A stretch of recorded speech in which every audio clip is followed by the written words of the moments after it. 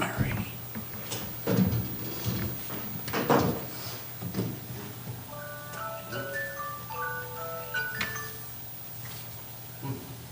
I pledge allegiance to the flag of the United States of America and to the republic for which it stands, one nation under God, indivisible, with liberty and justice for all.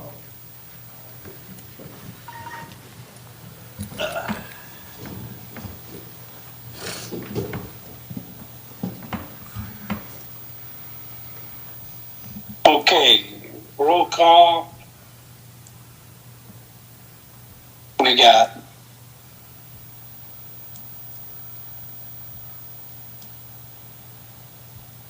Commissioner Bresney's here. Member Lutz here. Arthur here, and you said Connie Labarge. And we've got a new appointee by the county administrator for the Elections Integrity Commission. So, previous person, Miss Helen, is that her name? Yes. Last name? Yeah. Helen? Yeah, she's no longer on the committee anymore, so. Right. Hopefully her replacement should be at the next EIC in a couple of weeks. Approval of the meeting summary.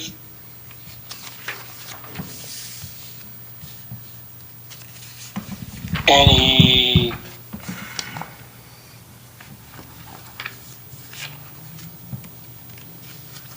make a motion to approve? 30 seconds, no? Okay, any discussion? All in favor of approval, say aye. Aye. Aye, okay. Okay, call to the public. Oh, we should have had that first. Call to the public. Nobody. Anybody here? No one here. No. No one there, okay. So the agenda items 5A. So review the changes in the flow chart, specifically page 9 from the last meeting. So in the last meeting, I had some questions on page 9. Jeremy, can you go over really quick what Yeah. changes you made? So let me pull last week's as well. So essentially the changes I made to the flow chart for this time, I updated the citations to the EPM for the 2023 EPM. It was just page numbers, essentially, that changed for that. Like you said, I didn't really do anything other than page 9 that we had talked about. So the first thing, you'll notice a box at the top left that covers the undeliverable ballots.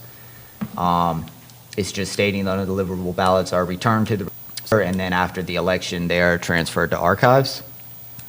So that's that procedure. We also added a box.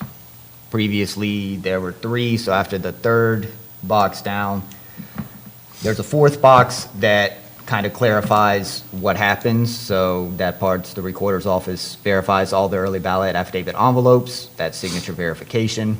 Trained signature verifiers compare the signature on the affidavit with signatures in the voter's file. If not confirmed, they are taken to a second checker. If the signature is rejected, then the affidavit is sent to the ballot resolution team. And then kind of clarified a little bit more with the drop down. So on the right-hand side, you see what happens if they're good. On the left-hand side, what happens if they're not. So going down the left-hand side for affidavits that cannot be verified, the recorder's office contacts the voters to correct deficiencies. If they are resolved, then they go into the right-hand side and go down. If they're unresolved, the rejected ballots are held separately. So ballots that can be cured are kept throughout that period, and then once that ends, they are officially rejected. Once the recorder's office conducts their internal audit, then the rejected ballots are packed and sent to archives. Okay. And I think that captured my concerns. Anybody else? No? I went through this again comparing what we had last month for all the pages. I didn't see any other changes that needed to be made to the flow chart itself. Arthur, you see anything? No. No? No. Okay. So, all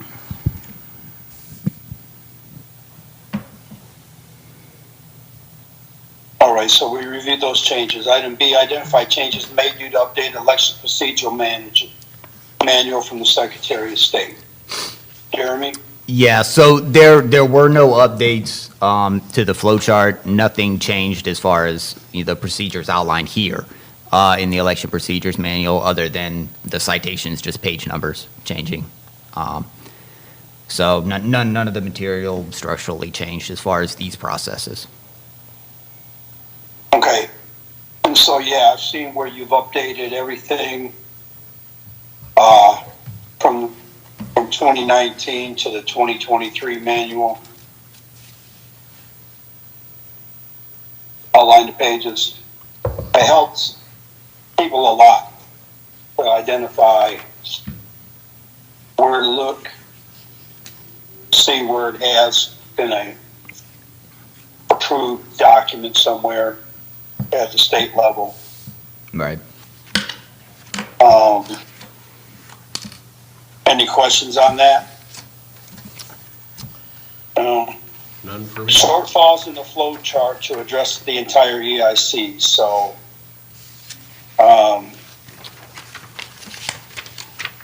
first thing, let's put a cover sheet on this thing. Pima County electoral process version 1.0. And I'm going to put this on the agenda for 2 weeks from now. So all the other commissioners have a chance to look at it. And we can get this approved for the county as a 1.0 version. And like anything else, like any other flow chart or any other process management, they go through a continuous process improvement cycles. So they're always subject to be updated. Shortfalls. I had 3 from last month. What happens to undeliverable? I got 3 written down. What happens to undeliverable ballots?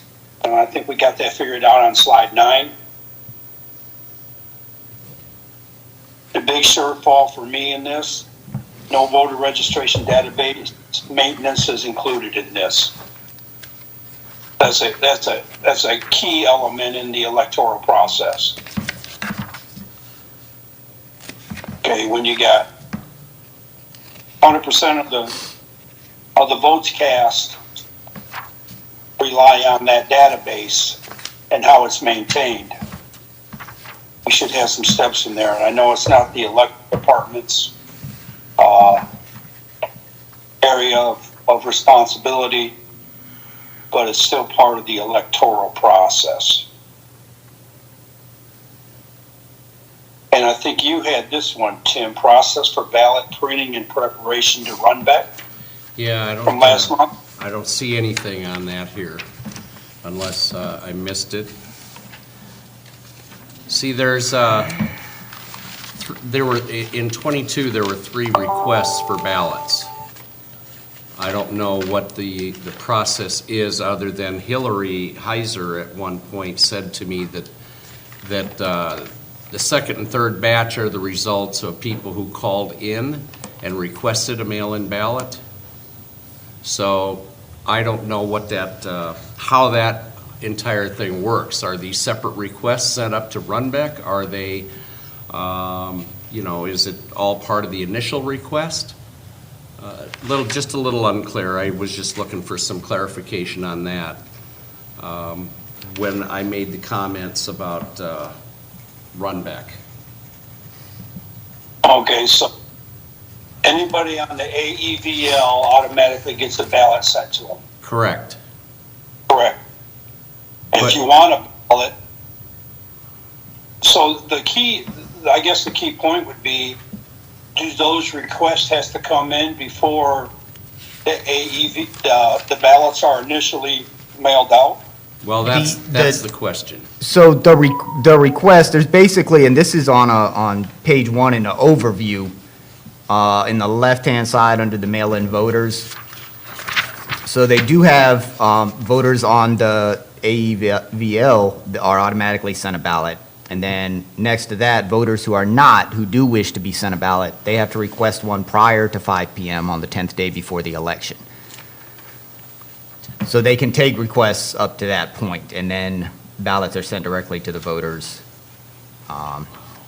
So then we'll need to find out from the recorder then, from what I'm hearing from you, Tim, is does that request go up to Runbeck as the vendor to mail that out?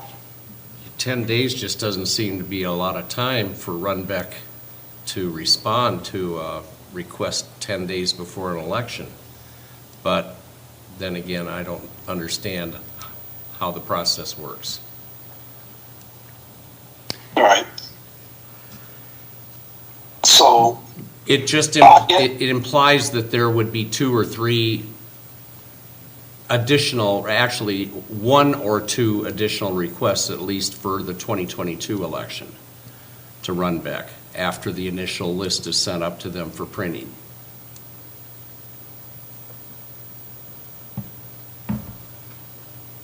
okay, so that's something we will have to discuss with the recorder at the next EIC meeting when we go through this.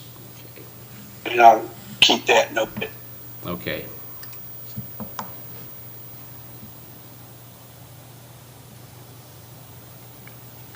Any other shortfalls? Arthur, you got anything? No, I don't. Everything is okay to me. Yeah. So for somebody like myself, I just want to add this in. Being able to look at a flow chart and then going over to the elections or the recorder's office or the election department and then watch the process run through according to the documented steps in the flow chart is a verification that they're following procedures. Okay, if you just go over to, let's say, the election department without any knowledge of the process itself and just watch what they're doing, it's hard to say if it's a documented procedure, if it's ad hoc, if it's off the cuff.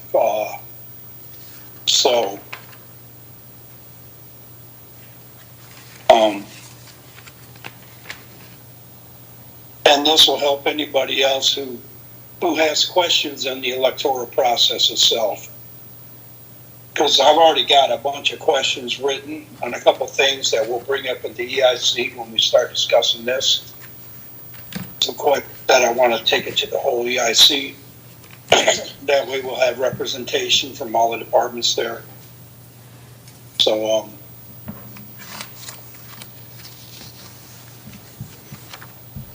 if not, so I'm going to move that we put this on the agenda for the January EIC meeting to have a discussion on it and for approval.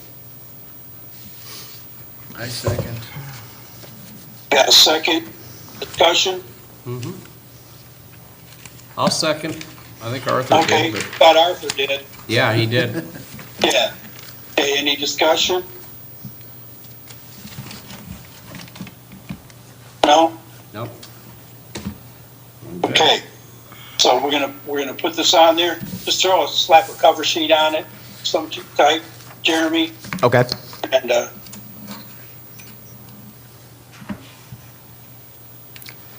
All right, will do. hey, I can't remember. Did LSU win their bowl game? They did.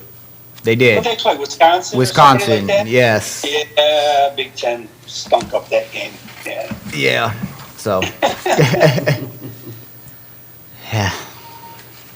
Okay, so I don't see, I want to keep this committee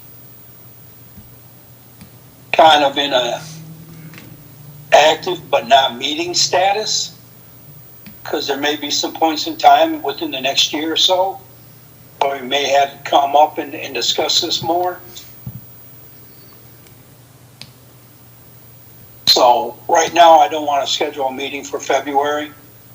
Okay. I don't think it's necessary. You guys are going to be busy in the elections department.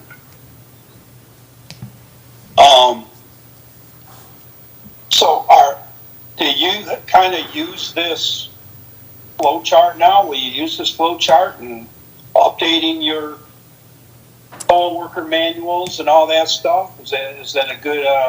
We have not yet, of course, because we're, still creating it, but I would anticipate using it, going forward. A lot of the poll worker manual, for example, is just more broken down for the actual workers of how to complete these processes. Right. But as far as something that they can use as an overview in training to kind of see the broad, strokes of what elections does, that kind of thing, yes, we probably will use it for that. Okay. Good. Anything from anybody else?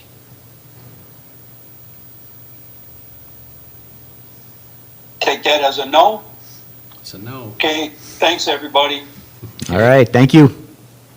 We'll see you in a couple of weeks. All right, hope you feel better. Yeah, trying.